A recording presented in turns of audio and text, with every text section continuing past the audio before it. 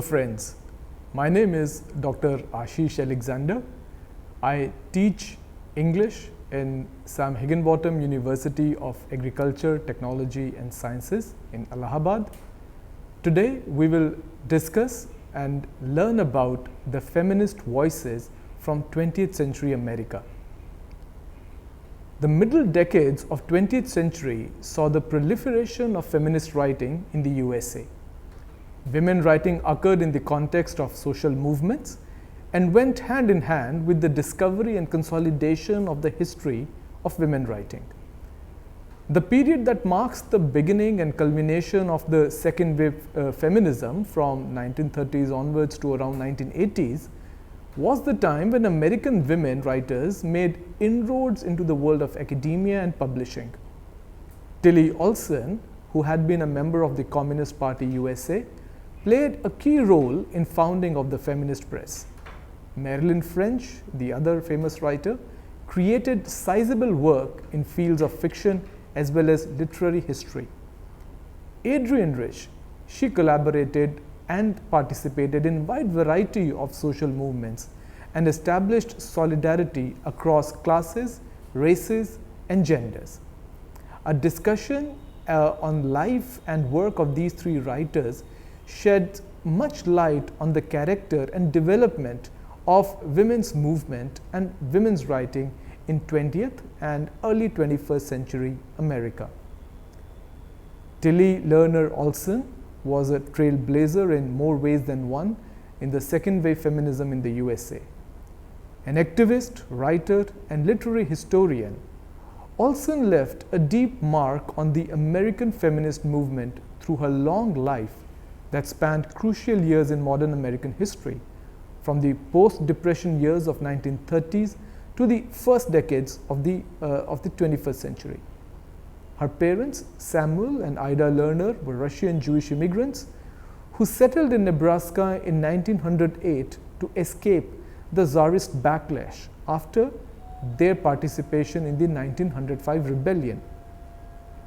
They were not formally married and were politically active socialists.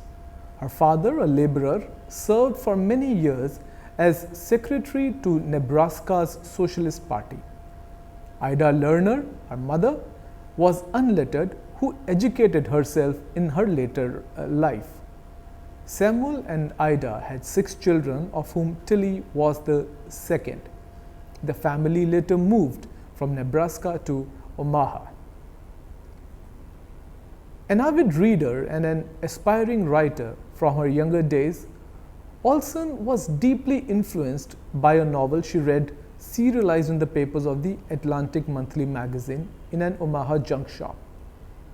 Life in the Iron Mills, that was the name of the novel.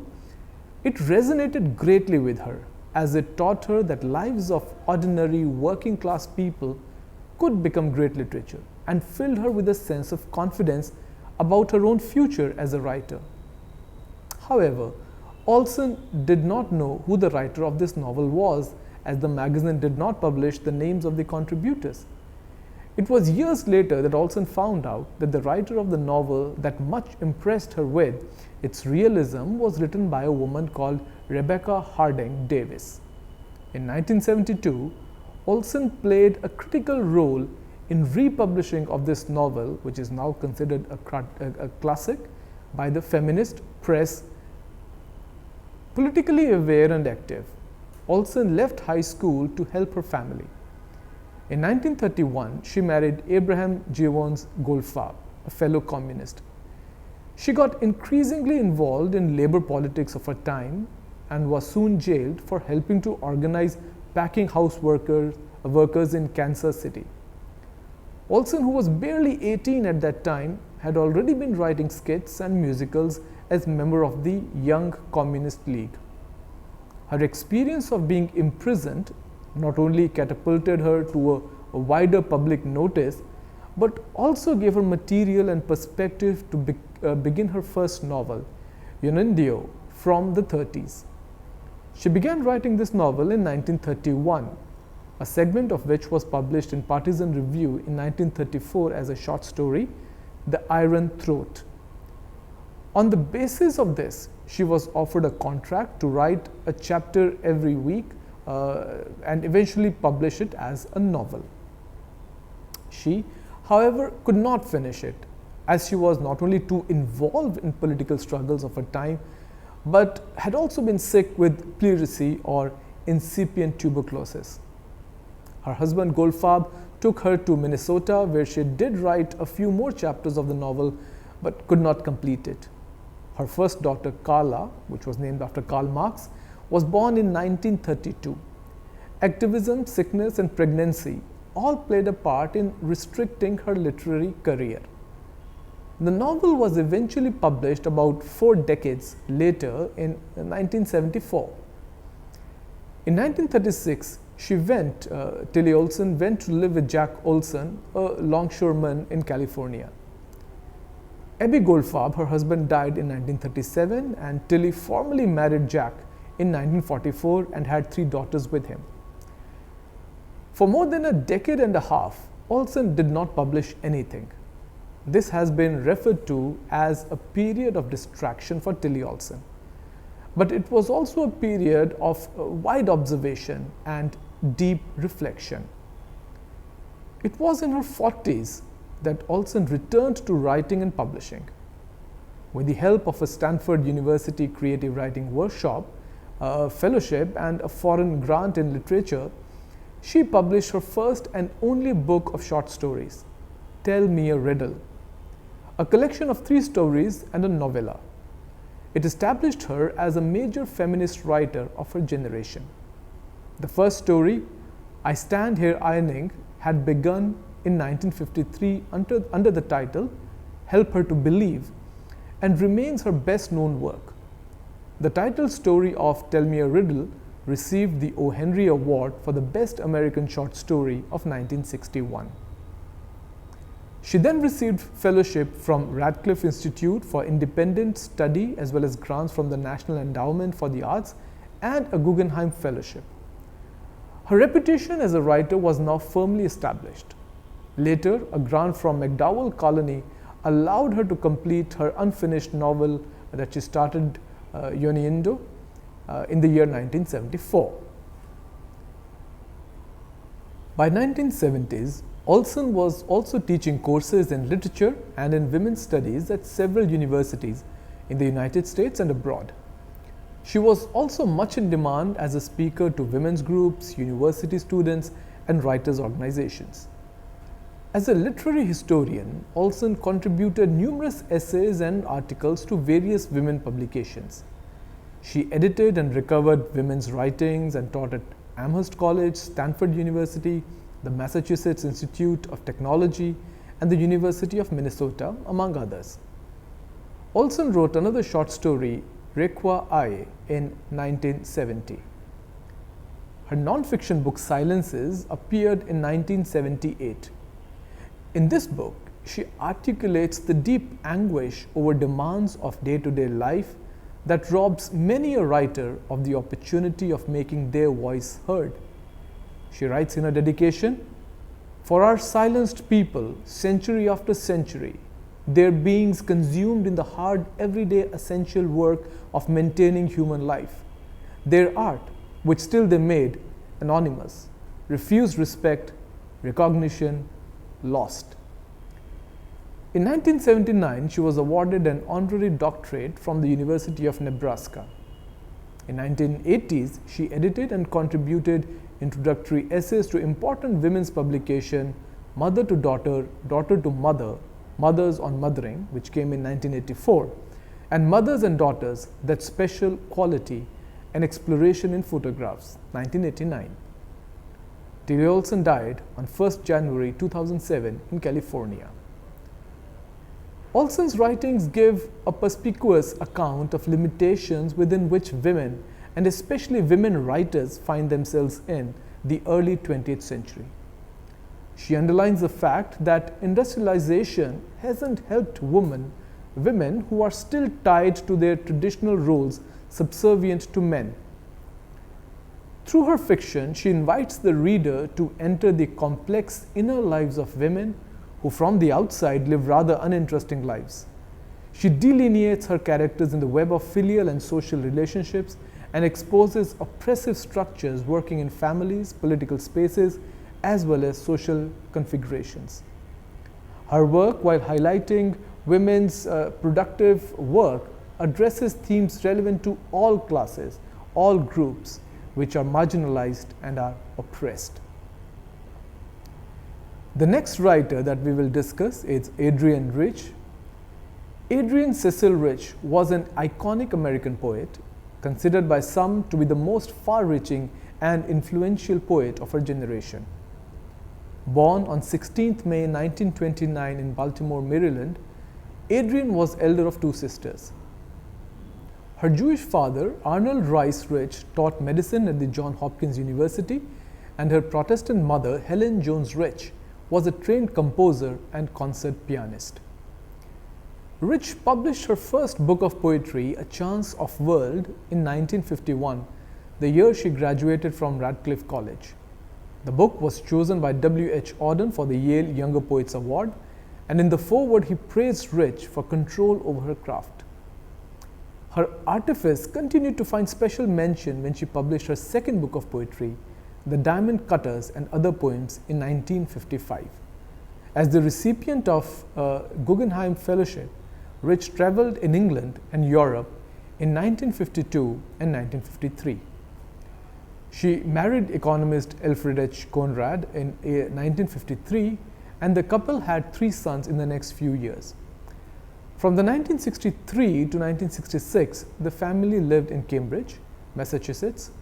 In 1966, both Conrad and Rich began teaching at City College of New York. In 1970, the couple separated. Later, Rich moved to Rutgers University and then to Massachusetts. In the 1960s, while raising 3 children, Rich became increasingly involved in political struggles of her time, including protesting against the Vietnam War. In that decade, she published 4 books of poetry that show the development of a feminist consciousness. By the end of the next decade, in the late 1970s, Rich came out as a lesbian. While she continued to work around themes of female struggle for self-dependence and freedom, she also began exploring her Jewish heritage and turned her attention to immigrant experience as well as lesbianism. She constantly moved away from the male poets she was influenced by when she wrote her first book of poetry in her early 20s, and found her own voice in her subsequent works. In doing so, Rich inadvertently came to occupy a preeminent place in the feminist movement in the USA. Besides poetry, she wrote numerous essays which, along with her poetic output, explored, analyzed, clarified, and refined her quest for expressing herself in an authentic voice. She became increasingly convinced that women have to have their own language and mode of expression. She sought to develop a voice not of herself, but a common language for women. As mentioned before, Rich's first 2 volumes of poetry were admired for their artistic subtlety. However, her later works make a significant departure from merely aesthetic concerns to give more and more space to women's lives, the actual lives. In her next 2 books, Snapshots of a Daughter-in-Law, 1963, and Necessities of Life, which came in 1966, Rich turned her attention to more personal experience of women, especially their role, position, and confinement within patriarchal structures found in the institution of family. The woman's quest for identity, a perennial concern of feminist art and theory, becomes a major focus for her in many of her poems, where she microscopically surveys the suppression within the domestic sphere. In one of her poems, she writes, "Banging the coffee pot into the sink, she hears the angels chiding and looks out past the raked gardens to the sloppy sky. Only a week since they said, 'Have no patience.' The next time it was, 'Be insatiable.' Then, 'Save yourself, others you cannot save.' Sometimes she let the tap stream scald her arm, a match burn to her thumbnail. Rich also began to experiment technically as she makes cross-cultural connections with poets beyond Anglo-American boundaries. For instance, in her next book, Leaflets, which came in 1969, she works through the ghazal form and seeks to bring in new perspectives from outside and express solidarity with the other. In the Will to Change Her, in 1971, she draws upon her classroom experience with disadvantaged students she came across while teaching in New York in the mid-1960s. Her next book, Driving into the Wreck, which came in 1973, brought her the National Book Award in 1974. This book marks her quest for female heroes. Another theme is that women must connect themselves with the larger social and political struggles. Most of the poems are in the form of a dialogue, urging women to support one another as they undertake the perilous journey towards remaking of the world. She celebrates the sisterhood of women in her next book, Poems Selected and New, 1950-1974. Her 21 love poems and the dream of common language deals with questions of love, power, and sex from a female perspective, bringing into focus lesbianism as well as celebrating empowered women's experience as scientists, artists, mountain climbers. In her other poems, she also underlines the quotidian work that women do, which, although unnoticed, contributes in the making of the world. It is with combination or combining the routine with the creative and search for self and seeking solidarity with the other struggling masses that the woman in Rich's work moves towards achieving a selfhood. For Rich, however, selfhood was not a private estate, but an open park that signifies an openness towards other suppressed and marginalized people, whether on the basis of sex, race, or nationality. For her, social and political was, or shall we say, the personal and the political was intertwined, and she remained sympathetic to all forms of struggles. Reviewing her later poems, published posthumously in 2013, a critic has said that Rich bears an almost disabling pity for the wounded, the downtrodden, the oppressed, and the abused. Primarily a poet, Rich has also produced a considerable body of prose. Her essays have been particularly influential in developing feminist perspective and engagement with the larger politics of the world. Of Woman Born, Motherhood as Experience and Institution, which came in 1976, takes a close look at the meaning of being a mother and bearing children in the Western culture. She relies not only on her experience, but with much erudition, draws upon mythology, sociology, economics, the history of medicine, and literature to develop her analysis. In another volume on Lies, Secrets, and Silences, Selected Prose, Rich engages with other women writers like Anne Bradstreet, Anne Sexton, Charlotte Bronte, and Emily Dickinson. These essays document her evolution as a poet, as one critic has said, through the phases of self-analysis, individual assertion, and accomplishment, rejection of patriarchal values, feminist activism, and finally to the building of woman-centered community. Her other prose works include Blood, Bread, and Poetry, and what is found there. For several years, Rich also co-edited with Michelle Cliff the lesbian feminist journal Sinister Wisdom. We come to the third writer, Marilyn French. American novelist and critic, Marilyn French was a self-confessed angry writer who lived and rode through perhaps the most turbulent times witnessed by American feminist movement in the 1970s and 1980s.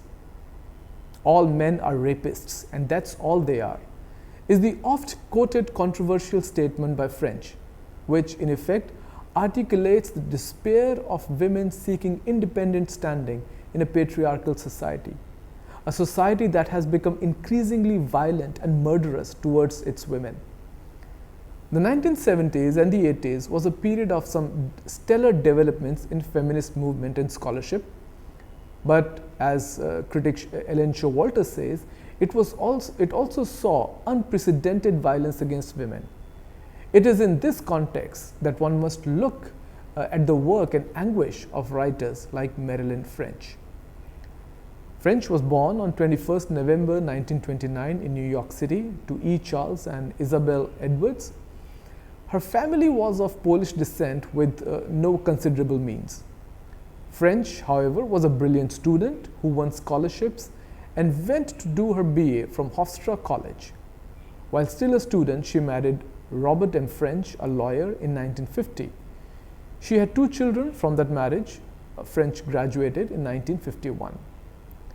After completing her BA, French did odd jobs raising her family and supporting her husband, who was an aspiring writer himself. She came across Simone de Beauvoir's The Second Sex in 1956. The book by the mercurial French feminist made a deep impact on her. The book resonated with her own life.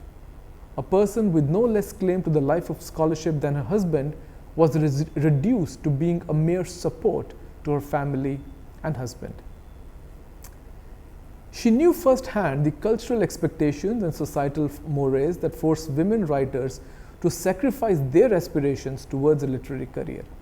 She also seemed to have been influenced by the fact that it was women writers who were at the forefront of the struggle for greater freedom and progress. As French began a life of literary works herself, she began writing short stories. Her relationship with her husband deteriorated, and the couple finally divorced in 1957. She went back to Hofstra College and earned her master's degree in 1964 and taught there from 1964 to 1968. In 1968, she went to Howard University and received her PhD in 1972. She then taught in Howard University as an assistant professor. While she gained popularity as a literary writer, French's first book was work of literary criticism. She published her study of James Joyce in 1976, which was called Book as World, James Joyce's Ulysses, which was welcomed wholeheartedly by the academic world. In the same year, that is 1976, she became a Mellon Fellow in English. Incidentally, it was this fellowship that that allowed her to make ends meet for her and her children after divorce. In 1977, she published her first and the most popular novel, The Women's Room. Mira, the narrator and the protagonist of the novel, is a housewife who goes on to become a Harvard graduate, much like French herself. The novel also delves into the lives of other women who provide support to Mira while her husband Norm chases his career goals. After her divorce, Mira is encouraged by her women friends to resume her education. In college, Mira meets Ben, who promises a life of mutual respect and support. However, the relationship ends when a crucial decision is to be made regarding their respective careers. At the end of the novel, Mira begins to write a book about women in her own life. Her second novel, The Bleeding Heart, which came in 1980, focuses on the lives of 2 lovers, Dolores, an English professor, and Victor, a businessman. The novel explores the tumultuous relationship of 2 Americans in England over a period of 1 year, and lays bare the patriarchal attitudes playing out in amorous lives of his protagonists. In this novel, French evinces the fact that a woman's self-image and self-worth continue to be contentious issues even when she is part of the academic and intellectual world. French then went back to criticism and in 1981 published Shakespeare's Division of Experience, a pioneering exercise in gender criticism. In this erudite book, French asserts that while Shakespeare, in his characterization and plot development, often transcends the male-female dichotomy, he is not able to escape the larger patriarchal order that governs Western culture. Her next book, Beyond Power, on women, men, and morals, which came in 1985, was an ambitious work that traced the evolution of patriarchal power from prehistory to the present age and how women have been treated at various stages of human history. In 1987, she published another of her novels, Her Mother's Daughter. Here she focuses on lives and relationships of 4 generations of women.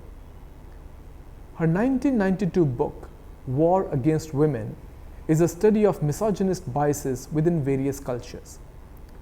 French maintains that though in modern times women have gained some political and legal rights, discrimination against them is still rampant, often in a very subtle manner. Cultural biases against women continue, especially through mass media and entertainment industry. She cites examples of Indian films where kissing or lovemaking is censored, but graphic depiction of rape is permitted. This, she suggests, legitimizes and encourages male sexual aggression against women. This work was followed by 2 novels, Our Father, 1994, and My Summer with George, 1996. The former novel has 4 daughters, half-sisters, coming to visit their dying father and finding ways to overcome their hurts and traumas. The latter novel tells the story of a complex relationship between an aging novelist, Elsa Schutz, and her editor, George Johnson. In 1998, she published Season in Hell, a memoir. From 2002 to 2008, French published her 4-volume work, From Eve to Dawn, A History of Women, in which she studies status and struggles of women in diverse cultures and diverse historical periods.